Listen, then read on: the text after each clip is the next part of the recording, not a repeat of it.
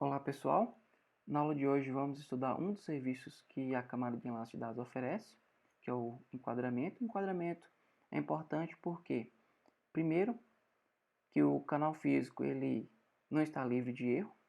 Segundo, que é possível detectar e corrigir um erro. E terceiro, que o fluxo de bits ele pode ser dividido em quadros de forma a gerenciar, por exemplo, a transmissão de um dado. Por isso, a gente vai estudar esses quatro métodos, que é o contagem de caractere, inserção de bytes e bits, além da violação de codificação da camada física.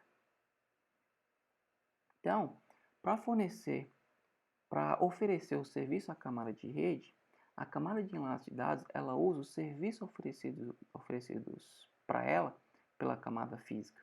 O que a camada física faz é aceitar esse fluxo de bits e enviar isso para o seu destino.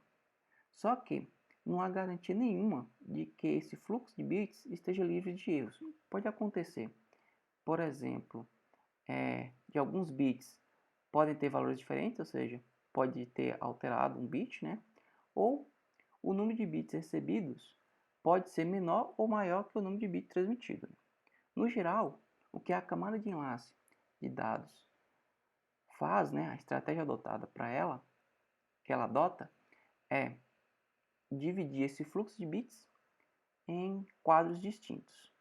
Só que dividir esse fluxo de bits em quadros distintos é mais difícil do que parece à primeira vista.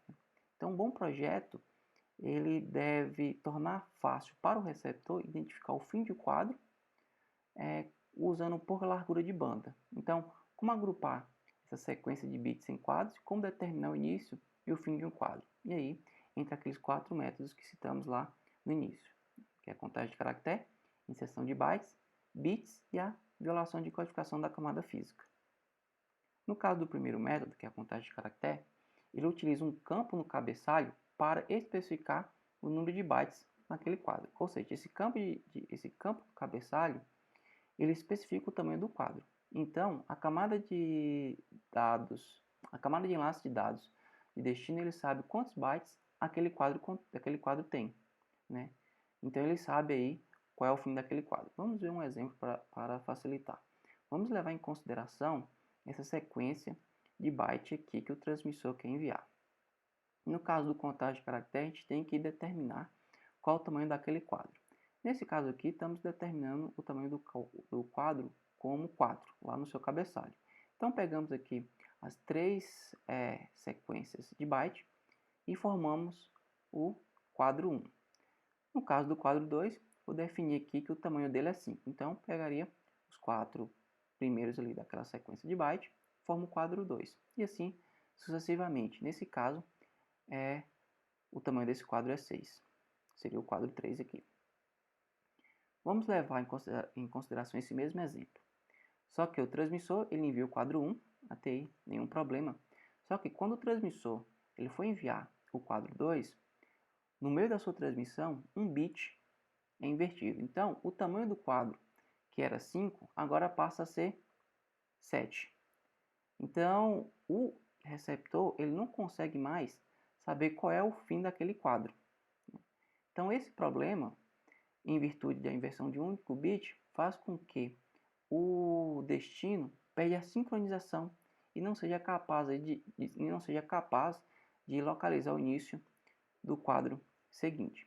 Se tentarmos fazer a retransmissão daquele quadro em específico, também não ajuda muito, pois o destino não sabe quantos caracteres deverão ser ignorados para chegar ao início daquela retransmissão. Então, o que acontece na verdade é que esse método não é muito usado na prática. Mas como a gente pode contornar essa limitação, né? A gente pode contornar essa limitação usando um outro método que é o inserção de bytes. Nesse caso, inserção de bytes, cada quadro começa e termina com um byte especial e esse byte especial é chamado de byte de flag. Né? E 2 bytes de flag consecutivos indicam o fim de um quadro e o início do outro quadro. Então, se acontecer, por exemplo, aquele erro anterior, né, nesse caso, o receptor ele não perde a sua sincronização.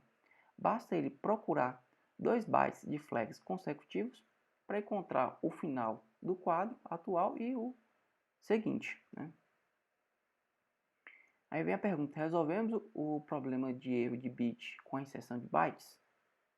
Se a gente levar em consideração, né, o que vimos anteriormente, sim. Só que esse método de inserção de byte, ele tem uma outra limitação.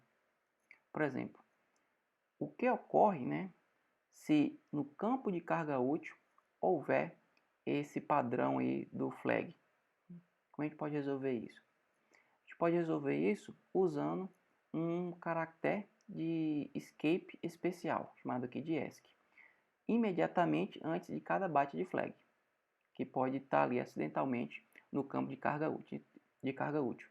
Então, quando chega no seu destino, quando o destinatário vê esse caractere de escape especial, ele retira e vai identificar que o próximo byte de flag é um conteúdo. Só que o que pode acontecer? Pode acontecer também de esse padrão do caractere de escape especial estar no campo de carga útil. Nesse caso, a gente adota a mesma estratégia, né? A gente adiciona imediatamente a esse ESC um outro ESC que está ali acidentalmente no campo de carga útil. O outro método também que é utilizado para enquadramento é a inserção de bits. Ele é semelhante à inserção de bytes, só que nesse caso, ao invés de bytes, ele utiliza bits. Então, o enquadramento ele pode ser feito ali em nível de bits. Assim, os quadros podem ser compostos por unidade de qualquer tamanho, o que a gente contorna aí uma limitação da inserção de bytes. Nesse caso, então, cada quadro começa e termina com um padrão de bits especial, né, que nada mais é que um byte de flag, que nesse caso a gente chama de sequência de bits, sequência de bits especial. Aqui seria um bit original para ser enviado, né? Quando a gente coloca a seção de bits, a gente define aqui dois quadros.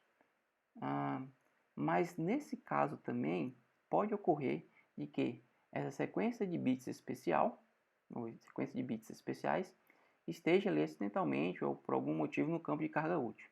Como a gente pode evitar isso? A gente pode evitar seguindo a estratégia anterior. Só que ao invés de a gente separar um byte de flag especial, a gente só insere um bit de 0 quando tiver uma sequência de 5 bits de 1. Então a gente coloca, insere um 0 quando tiver uma sequência de 5 bits de 1. E por último, existe o método de violações de codificação da camada física. Ele é baseado em características da camada física, só que temos que fazer duas observações relacionadas com a camada física. De que a codificação de bits na camada física com sinais normalmente inclui redundâncias, né, para ajudar o receptor. E além disso, temos que levar em consideração que no caso da codificação 4B e 5B, das 32 possibilidades, 16 não são utilizadas. Então a gente pode usar esses 16 sinais que não são utilizados para definir o fim e o início de um quadro. A vantagem desse método é justamente que ele utiliza esses sinais reservados, então é mais fácil encontrar o início e o fim dos quadros e não é preciso inserir bits nesses dados, né? E uma das desvantagens, né, acho que a principal desvantagem dele, é que a camada de enlace de dados sabe como a camada física funciona. E aí fere um dos princípios lá do modelo de referência. Por isso que o nome dele é a violação da camada física. Só para a gente relembrar o que vimos nesta aula, né? Então, para oferecer serviço à camada de rede, a camada de enlace de dados, ela usa os serviços da camada física, né? E a camada física, o que ela faz é enviar um fluxo de bits, né? Ela aceita esse fluxo de bits e transmite para o seu destino. Só que durante esse meio pode ocorrer erros, né? E uma das formas de a gente delimitar, né, a estratégia adotada pela camada de dados, delimitar esses quadros, é usando esses métodos. Seria a contagem de caractere, a inserção de bytes, de bits e a violação de codificação da camada física. Esse conteúdo foi baseado nessas referências, principalmente no livro do Tanebal, né? E então nos vemos aí na próxima aula.